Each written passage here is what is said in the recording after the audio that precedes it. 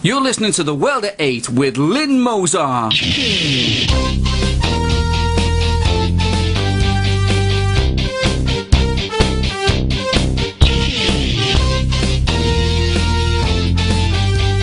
World at 8, the number one in nationalist news. Highlights of the news today, the 6th of April. 20 police officers accused of racism. Home Loans Minister arrested. This week's report from Nick Griffin. Strawberry blonde woolly mammoth discovered. Algerian diplomats kidnapped in new Muslim hotspot. Huge cache of Roman coins unearthed. Thought for the day, GLA busters on tour. UK news. The Metropolitan Police are now under attack from the PC racist witch hunters, as 20 officers are placed before the police watchdog after complaints were made that they are racist. Anger is said to be rife at the present time throughout the Met. The police, after all, have made every effort to be seen as non-racist, having discouraged white personnel from applying, but opened their arms wide to ethnic applications. Is no one safe from the racist badge? The former Labour minister, who was involved with the Peter Mandelson home loan scandal back in 1999, involving over £370,000, has been arrested for drink driving. He was stopped by police near Walsall this week and refused to give a breath specimen at the scene. He was suspended from the Commons in 2001 for misleading MPs about a payment worth £200,000 from none other than Robert Maxwell. Euronews with Nick Griffin. This week's dispatch from the belly of the beast isn't. That's because Nick Griffin wasn't in Brussels this week and was instead busy campaigning in England. I'm writing this for you, Nick tells us, while heading down to the southwest.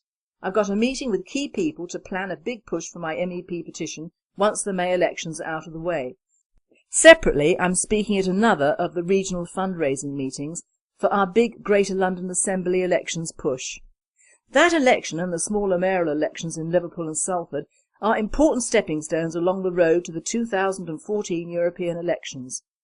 I don't just want to see us defending our 2 existing seats, which need to be in with a serious chance of winning more as well. To do that, we need to re-establish our record as winners, and with our current high standing in the London opinion polls, we are on course to do that in the GLA contest on May the 3rd. A key test of how that may pan out will come on April the 19th, which is polling day in a council by-election in Gorrasbrook ward in Dagenham.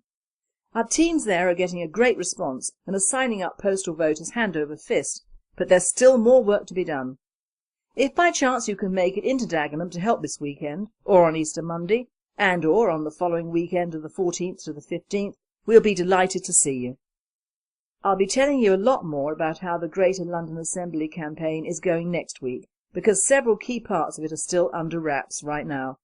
Suffice it to say that it's going well and that it's by far the best and well-funded GLA campaign we've ever run. So more on that next Friday. In the meantime, I can tell you that I've been picking the brains of 2 housing experts in order to be able to give our mayoral candidates around the country a set of radical but practical and professionally informed proposals for dealing with the housing crisis. Obviously, the first step that any sensible national government would take is to stop immigration, since that is the motor of the soaring population growth that puts so much pressure on Britain's housing stock and causes so much unhappiness for Britain's homeless.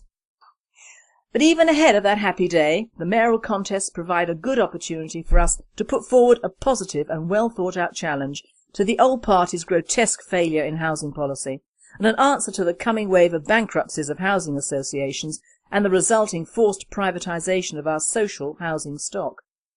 Our proposals will be another thing to look forward to on this website as the campaign progresses, so do keep an eye open on our constantly updated news stories. One of those will no doubt be about our GLA election broadcast, which is scheduled to go out on the 24th of April, and is therefore another of the things keeping key members of our central team busy this week. I've just seen the draft script and can tell you that it's simple, effective and ultra positive. We'll be filming this weekend and we will of course be releasing it online at the same time that it goes out on the BBC and ITV, so you'll be able to see it wherever you live. I'll be writing the 90-second radio broadcast tomorrow, so with a bit of luck and a fair wind, by the time you listen to this it should already be in the can. The BBC London radio audience is a fairly highbrow one, so at present I'm thinking of making an issue of the way in which electoral fraud and the closely related problem of media bias against us is not so much an attack on the British National Party, but on democracy and the right of voters to make a properly informed choice. Most people out there understand that the Westminster political elite are as corrupt as they are useless, but far too few have any grasp of just how flawed Britain's electoral system really is. This is a great opportunity to draw attention to that fact. We've got a Russian TV crew interested in covering this story too. Not surprisingly, the Russians are interested in finding out the details behind my comment, very well publicised over there, that Russia is more democratic than Britain. One allegation made by the BBC against Putin's Russia is that opposition parties are excluded from the broadcast media. Would that be the same BBC that this week covered the London mayoral election on Newsnight and put the Lib Dem and Green candidates on an equal footing with the Tories and Labour, even though current opinion polls show them both well behind our man Carlos? The same BBC that now owes me 7 question time appearances under the rules it had before our success in 2009 forced them to move the goalposts, just as they did when we first got councillors elected and then won in the GLA. Yes, that's the one. The same BBC whose relentless multi-cult propaganda has played such a key role in the dispossession of the indigenous British from vast areas of our native land. The same BBC that led the media crucifixion of Enoch Powell and conspired to send me to prison for the crime of drawing attention to the hidden scandal of grooming of vulnerable young girls. The same BBC that uses taxpayers' money to pay generous consultancy fees to members of the Searchlight gang of criminal political thugs who organise the relentless harassment of opposition activists. I'm sure that just remembering all that injustice and treachery makes you as angry as it does me. It does slightly surprise me that Russia Today, a channel that huge members of ordinary Brits now watch in preference to the Blatant Bias Corporation and Murdoch's Sky Lies, haven't already made a full-length documentary about electoral corruption in the one-time mother of democracy. That would certainly do a lot to help spread awareness of the scandal, which is the first step to putting things right. In the beautiful and priceless words of Michelangelo, God gave a sister to memory, and her name is Hope. World news. The exquisitely preserved remains of a young woolly mammoth has been discovered in a frozen cliff in Siberia. This incredible find has strawberry blonde hair and is thought to be over 10,000 years old. All mammoths were thought to have had dark hair, but this little blonde has changed that thinking. Kevin Campbell, Associate Professor of Environmental and Evolutionary Physiology at the University of Manitoba, told the BBC that yucca, strawberry blonde hair, was an important discovery. He said these are remarkably rare finds and have huge significance. The animal, which they have named yucca, would have stood between 9 and 15 feet tall and is thought to have been 3 to 4 years old when it died. It was a youngster when killed. It has been reported that there was a dramatic evidence of a life and death struggle between yucca and a top predator, probably a lion, but even more interesting is that humans may have taken over the kill at an early stage. What is even more interesting is that whoever killed this little mammoth has long gone, whilst yucca's history will grow in time. The United Nations are continuing their mission for peace in Syria. The monitors who went into Damascus this week have said that the crisis is getting worse by the day. One source has said that although President Assad is saying that they are withdrawing troops, the situation is just getting worse. Algerian diplomats are being kidnapped by Muslim extremists in Mali. The situation is unfolding at present, but reports say the number kidnapped is around 7. The country is scared that it is Al-Qaeda terrorists involved in the kidnapping in an attempt to turn the country into a breeding ground for militant Islam. The black Islamic flag already flies over its capital, Timbuktu. Thought for the day, GLA busters. My thought today is a backup to Nick Griffin's statements on the GLA election. We, the activists, members and sympathisers, need to really put our money where our mouth is, not necessarily with money, although always needed, but with actual bums on seats. We need all our nationalists in the key London areas to get out and vote on that day or do a postal vote. I'm sure that we all want to see the Greater London Assembly awash with British nationalists, but that is down to you on the streets. Whilst actually voting Carlos Cortiglia in as mayor would be just the supreme cherry on the cake and well worth all the very hard work our leader, our activists and indeed Carlos have put into this election, one must dwell on the real possibilities of this game.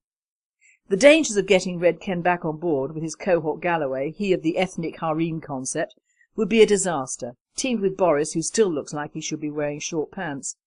Apart from this, their plans for London, which is after all our capital city, do not bode well in the long term. We have key GLA-based fundraiser meetings at which you can meet Nick Griffin MEP. You can see and hear what we have to say, and if you like, please donate your time, if nothing else. They are the 12th of April, North East, Tyne and Wear, 13th, Scotland, Edinburgh, and 14th, Northern Ireland, County Antrim. These are the remaining meetings, as we have already held some in the rest of the regions in the UK, but if any of those above are within your reach, the details are in the British Nationalist Bulletin. It is you, the people, who will make the difference to this mayoral election. This coming Easter weekend and the following one, we will be out in force, spreading the word of British nationalism. Our public response is now very different from even a year ago. People now understand what we are saying and what we have said, and that we are right. I have a good feeling over this mayoral campaign, and I'm sure we will get several seats on the GLA. But we will not do it without our public. After all, it is they who we want to help. But it is still down to numbers and the will to get out and to vote. It is your decision, it is your capital, and you are the deciding factor. And finally, a large amount of Roman coins have been unearthed. The treasure of over 30,000 silver coins were found by archaeologists in Bath. They had been excavating the area when the coins were discovered. A very rich Roman at the time buried them so well that they even eluded the Saxon invasion of Bath in the year 577 AD. The coins themselves are believed to be over 1,700 years old. Also, a man from Peel in the Isle of Man took his metal detector on a treasure hunt and unearthed 66 early Manx coins, struck from nearly pure silver. After the valuation of the coins, the decision whether to put them in a museum or not will be decided later. You have been listening to The World at 8. I am Lynn Mozart, and I and the team at Radio Britain wish you all a very happy and safe weekend. And do not forget the push for the GLA. Good night. You're listening to The World at 8 with Lynn Mozart. The